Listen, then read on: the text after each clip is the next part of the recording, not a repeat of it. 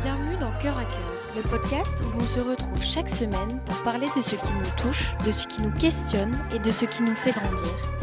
Moi c'est Clem et ici, on prend un moment pour se poser, pour échanger et pour se sentir moins seul. Alors, que tu sois dans les bons moments ou les jours les plus sombres, que tu cherches des réponses ou juste un espace où être toi-même, installe-toi bien. Parce qu'ensemble, on va plonger dans ce qui fait battre nos petits cœurs. Prêt pour ce moment cœur à cœur ? Salut les petits cœurs, j'espère que vous allez bien. Aujourd'hui, on se retrouve dans un tout nouvel épisode du podcast Cœur à Cœur. Donc on en est à l'épisode 16. J'espère que vous avez passé un doux week-end. En tout cas, je suis très heureuse de vous retrouver en ce lundi. Et aujourd'hui, j'avais envie de vous parler d'un adjectif qualificatif, une qualité qui est souvent vue comme un défaut, la curiosité. Donc aujourd'hui, j'avais envie de vous montrer en quoi justement cette caractéristique, souvent qualifiée comme un défaut, est pour moi en réalité une grande force. On dit souvent que la curiosité est un vilain défaut, mais si c'était plutôt une des plus belles qualités à cultiver. Souvent, la curiosité, elle est caractérisée comme négativement parce qu'en fait, elle est souvent associée à l'indiscrétion, à l'intrusion ou encore à la peur de sortir de sa zone de confort. Mais pour moi, la curiosité, c'est vraiment une force et un moteur de découverte et de croissance personnelle vraiment incroyable. Et c'est ce que je vais essayer de vous montrer dans cet épisode. Pourquoi la curiosité a une mauvaise réputation ?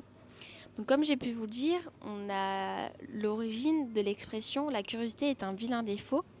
Et ça, c'est lié en fait aux contes ou encore aux religions qui ont cherché à punir en tout cas ceux qui voulaient essayer de savoir et de poser des questions puisque ça posait des problématiques quant au secret qui pouvait être gardé ou au jugement.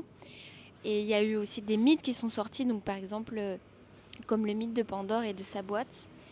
Et en fait, la société, parfois le fait d'être trop curieux, c'est perçu comme intrusif ou mal placé, comme par exemple poser des questions dans des contextes sensibles.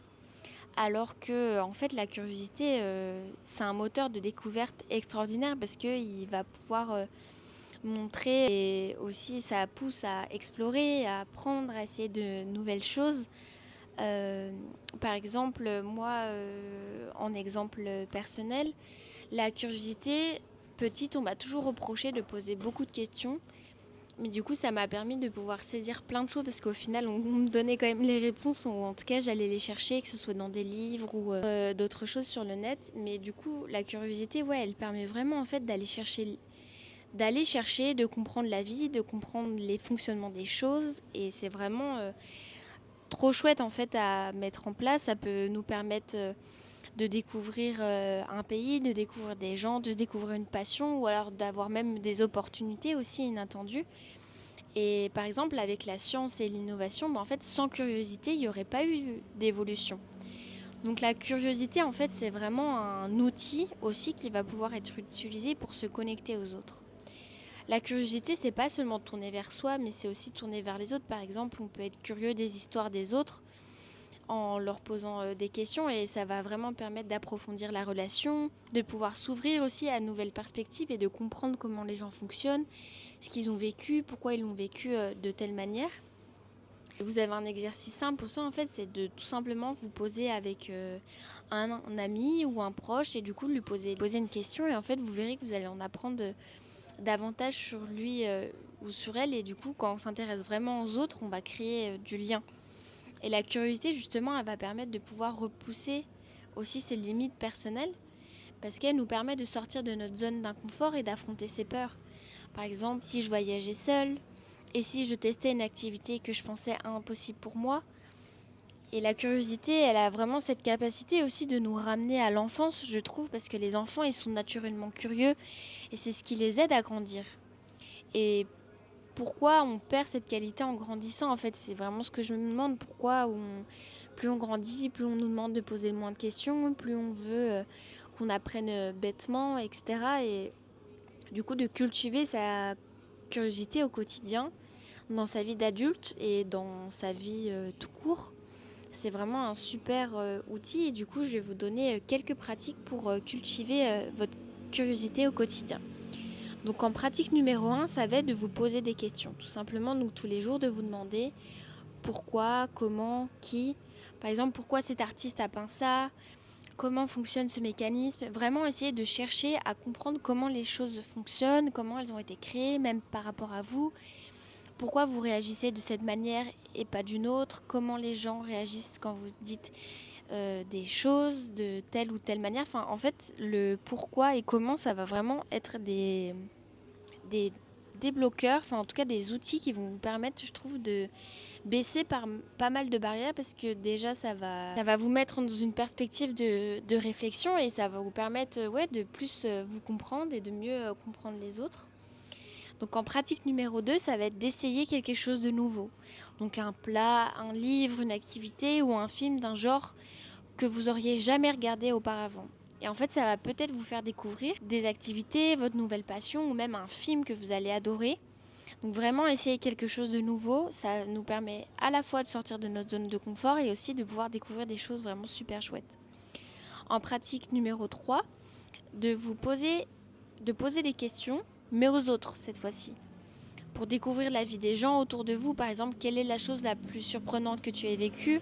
Moi, je sais que j'aime beaucoup poser la question, quelles sont par exemple tes 3 choses préférées dans la vie ? Qu'est-ce que tu aimes le plus et pourquoi ? Enfin vraiment essayer d'aller poser des questions aux autres parce que déjà ça va vous permettre de prendre confiance en vous, de pouvoir être de plus en plus assuré parce que parfois de s'adresser aux autres c'est pas évident mais du coup ça va vraiment vous donner confiance et comme je t'ai dit créer du lien et souvent les gens, en fait on se pose pas des questions, on n'a pas l'habitude de se poser des questions entre nous. Et ça paraît du coup complètement anormal, enfin pas anormal, mais je veux dire c'est quelque chose qui est assez surprenant au début à faire. Mais après, plus on le fait et plus on y prend goût parce qu'on se rend compte que les gens apprécient, qu'on passe vraiment un beau moment d'échange et c'est vraiment super chouette. Et ainsi, en pratique numéro 4, du coup, ça va être de garder un carnet de curiosité, donc de noter tout ce que vous voulez explorer, donc que ce soit des idées, des concepts, des envies, et vraiment essayer de noter au maximum toutes les choses qui vous posent question. Ça peut être des choses matérielles ou non, enfin vraiment laisser libre cours à votre imagination et vos envies. Et la curiosité, c'est vraiment une clé d'épanouissement personnel parce que la curiosité, bien utilisée, en fait, c'est une clé pour mieux se comprendre, pour mieux comprendre le monde, pour mieux comprendre toutes les relations aussi qu'on peut avoir avec soi, avec les autres.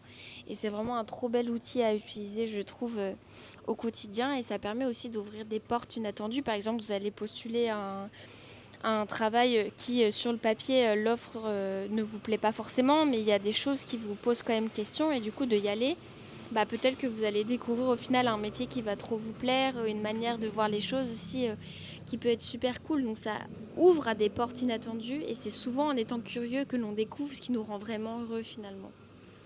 Alors, qu'est-ce que tu veux découvrir aujourd'hui ? J'espère que l'épisode du jour vous aura plu. En tout cas, je vous embrasse très fort. Merci beaucoup de m'écouter. Vraiment, ça me fait très très plaisir. Je vois que vous êtes de plus en plus nombreux et nombreuses. Donc vraiment, merci du fond du cœur. Je vous souhaite une très belle journée et je vous embrasse et je vous dis à demain. Gros bisous les petits cœurs.